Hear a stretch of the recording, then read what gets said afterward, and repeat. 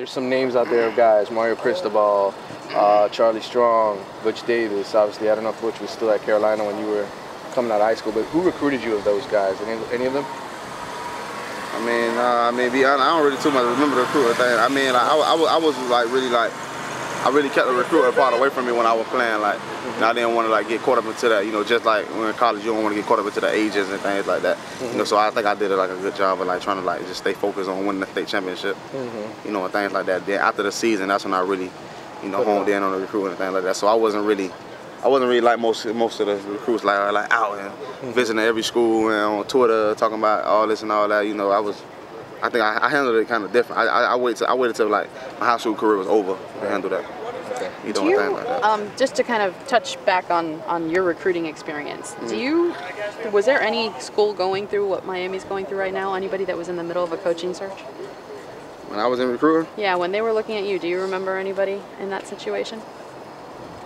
I mean, that I really had interest in. Nah. Okay. How tough do you think it is for these kids that are being recruited right now with uncertainty? There's been so much uncertainty a couple of years ago with the issue, I can't really uncertainty with the violations and things like that. But now they're these guys have to, they're thinking about making a decision and they don't know who the head coach is. How tough do you think that can be for a high school kid? You're not that far removed from it. Yeah, it can be very tough. You know, at the end of the day, like I be honest, I ain't come here for no coach though. So I mean, I think that was the biggest part. Like, we ain't come here for the coach. Like we knew Coach Golden, but we didn't come, for Coach Golden. Like we came here. Like he was a reason why. But like, we were from South Florida. We were from Miami. Like we grew up in Miami. Like, we seen all the coaches that came and went. We seen the championship and things like that. So we just wanted to be a part of something that we dreamed about when we were kids. So I mean, to be honest, I think it don't matter who the coach was. We was coming regardless. But I think when it comes to positional coaches, that make a big difference. The position coaches, that's big. And like with KB, I know a lot of receivers around the country gonna want to come, because KB here, he's a hell of a receiver coach and do a great job developing guys like quickly. So I think as a receiver, it'd be a great fit for a receiver to come here.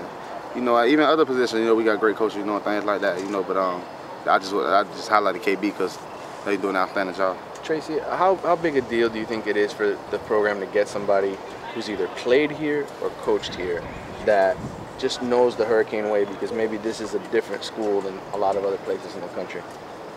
Yeah, I mean, I think you want very different. Like, it's very special and unique, when it comes to tradition and history and things like that. I mean, to be honest, man, I don't really know, how good it'll be to, get somebody that either play here or something like that. Like, I can't really be the judge of that. I don't know how, I wasn't really here around that time, around that era. But I mean, you can't really live in the past too. Like, that's what people fail to realize. I mean, every team is different. Every team got their different model and a different way they do things. Like, even when I was at Miramar, like my sophomore year, we won state. And my senior year, we had a great team that went on and went to state. We lost, but it was a different team though. Right. You understand what I'm saying? With different leaders, people grew older and people just handled things different. I mean, we had the same coach, so it was the same team, but I mean, at the end of the day, not one coach. Not only one coach can get the job done. They could bring somebody in that's never been at the University of Miami, but he understand people, understand kids, and understand the game of football, and understand how people want to do things, and like how young kids think. Tracy, I could relate to them. I think that's the biggest thing. If you bring anybody in that could relate, it'd be good.